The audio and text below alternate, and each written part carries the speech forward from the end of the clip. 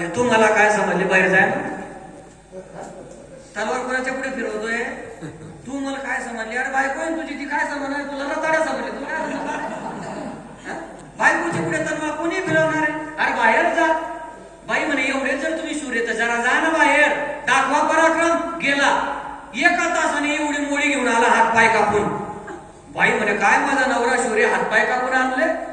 बाई म्हणे मग का हातपाय आणण्यापेक्षा मुंडकेच घेऊन आले असते. म्हणे ते अगोदरच कोणीतरी कापून घेऊन गेलो होतं. मग तुका गवत कापायला गेला होता का तिथं? गेला कशा करता होता? अरे बायकोच्या पुढे तलवार फिरवणं वेगळं, संत वीर काय त्याचं उत्तर ज्ञानोबा राय ज्ञानेश्वरीच्या 18व्या अध्यायामध्ये देतात. यत्तदग्रे विषमिव परिणामे मृतोपमम तत्सुखम सात्विकम प्रोक्तम आत्मबुद्धी प्रसादजम. या श्लोकाच्या ओव्यावाचा जे विषयांचे घर इंद्रिया सांडता ही थोर युगांत होय. ज्ञानोबा म्हणतात ते वीर विराग साहती. ते वीर आहे. एवढं सोपं नाही. विषयांपासून इंद्र आवरताना साधक मेटाकुटीला येत असतो. आमचे श्री गुरु विठ्ठल महाराज भोले म्हणायचे, बुवा साधक मेटाकुटीला येतो.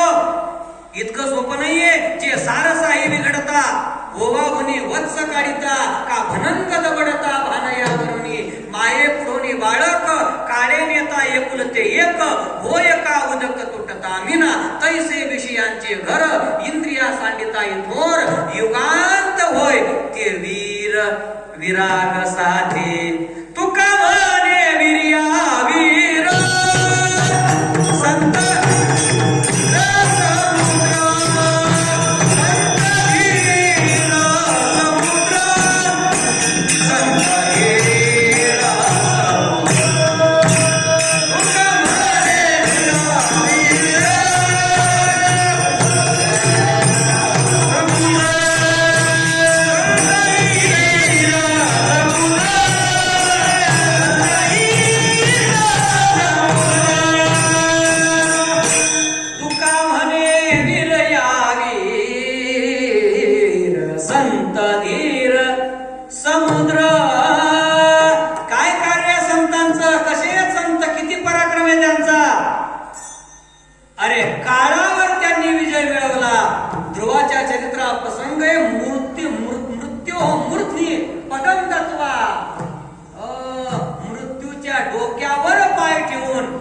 विमानात जाऊन बसताय.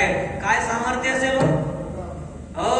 काळ सुद्धा त्यांच्या पुढे काळ गुलाम सलाम करे आणि तुकया घरी राबत असे. कडी काळाला परास्त करण्याची ताकद त्यांच्यामध्ये, म्हणून ते वीर आहेत. आमचे गुरुनाम गुरु सद्गुरु जोग महाराज यांनी पंढरपूरला पंजाब केसरीला हरवलं. पंजाबचा सैन्य आहे याला पैलवान आणि पंढरपूरला आखाडा. आखाड्यामध्ये त्या पंजाबच्या केसरीने सगळ्यांना चित केलं आणि दंड थोपटले. आहे का कोणी महाराष्ट्रामध्ये माझ्या तोडीला तोड देणारा? असं म्हटलं नाही तर चाललो महाराष्ट्र जिंकून. जोग महाराजांनी लंगोट घातला, दिली उडी आखाड्यामध्ये आणि दंड थोपटला चालली. आणि पहिल्याच डावामध्ये पंजाबचा केसरी चित केला. जोग महाराजांची हत्तीवरून मिरवणूक निघाली पंढरपुरात.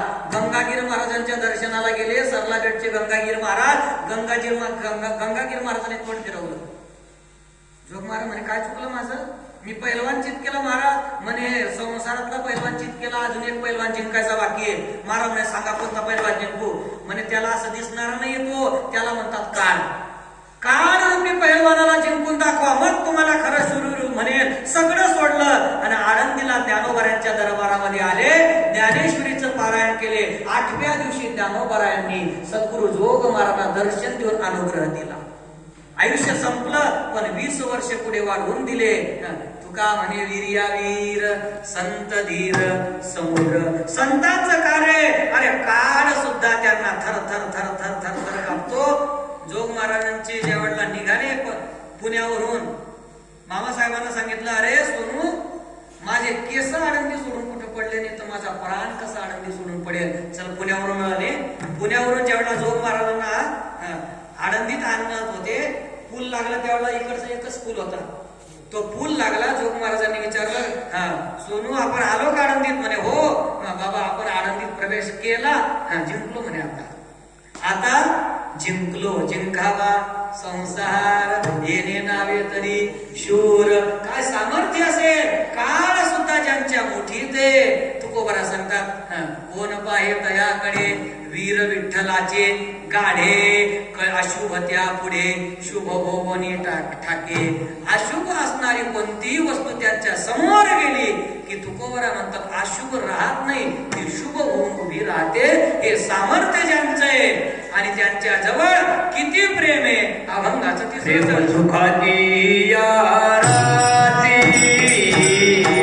प्रेम सुखाची याराची, देव सुखाची याराची, देव सुखाची याराची, प्रेम सुखाची याराची, प्रेम सुखाची याराची, देव सुखाची याराची, देव सुखाची याराची,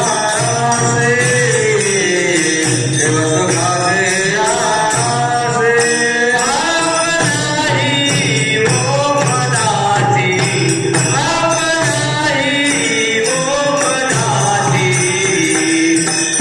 दया कोणे पाय, पाय दया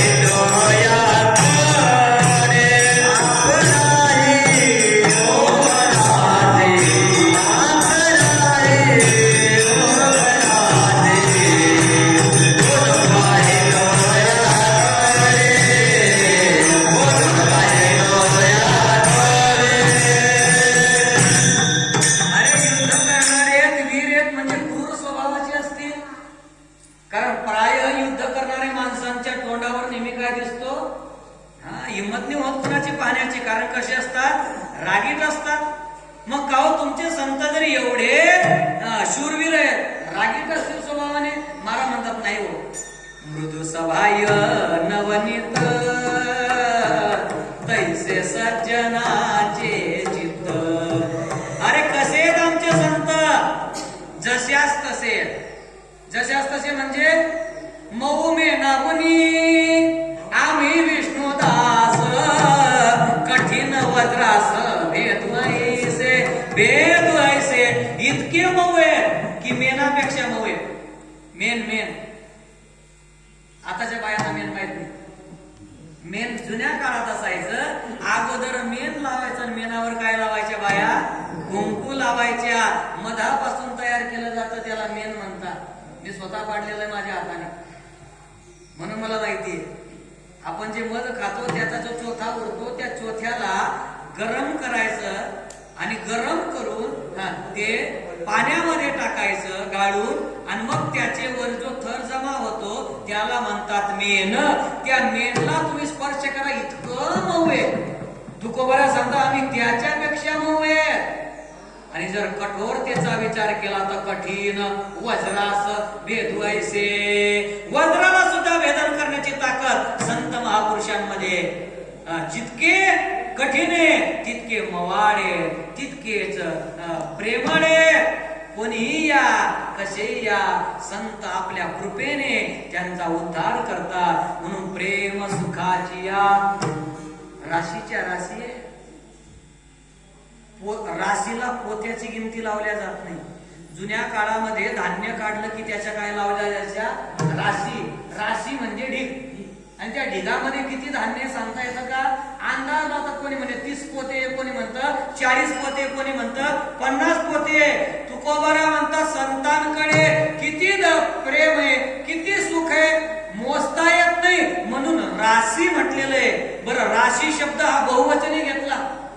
प्रेम सुखाचिया, सुखाचिया राशी. प्रेम सुखाच्या राशीच्या राशी त्यांच्याकडे असल्यामुळे कोणी जर म्हटलं आमचं पोट दुखतंय, डॉक्टरने सांगितलं तुम्हाला पाप पाहिजे, थोडस औषध म्हणून पाप टाकायचं 1 चम्मचभर आणि त्याच्यात पाणी टाकून त्याचं काय करायचं, औषध घ्यायचं. तुमचं पोट दुखणं थांबेल. म्हणे सारी साहेबांकडे घेऊन या पाप.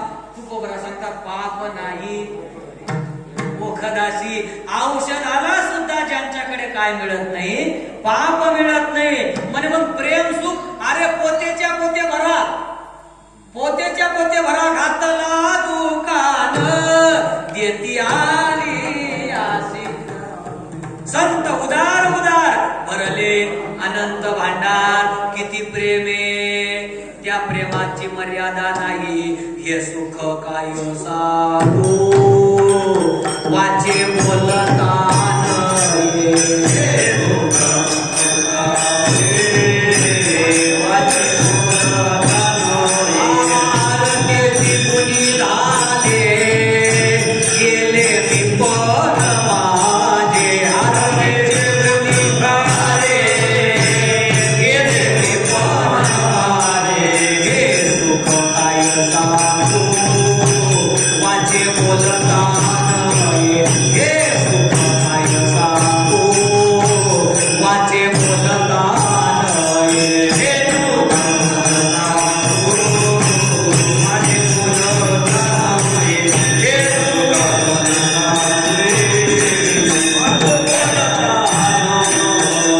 तुम्हाला सांगताय त्या सुखाला मर्यादा नाही हो. मग या सुखा अंत नाही पार. आनंदे सागर हेलावती,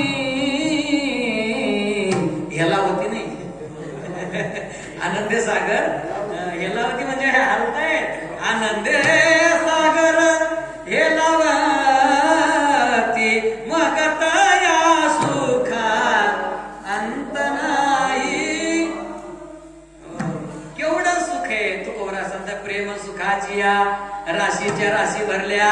पाहिजे तेवढं घ्या, मात्र पापा करता त्यांच्याकडे जाऊ नका. कारण पाप नाही उपदासी. औषधाला सुद्धा पाप त्यांच्या जवळ मिळणार नाही. असे जे महापुरुष आहे तुकोबरा त्यांनी काय केलं हो. अभंगाचं शेवटचं तुका म्हणते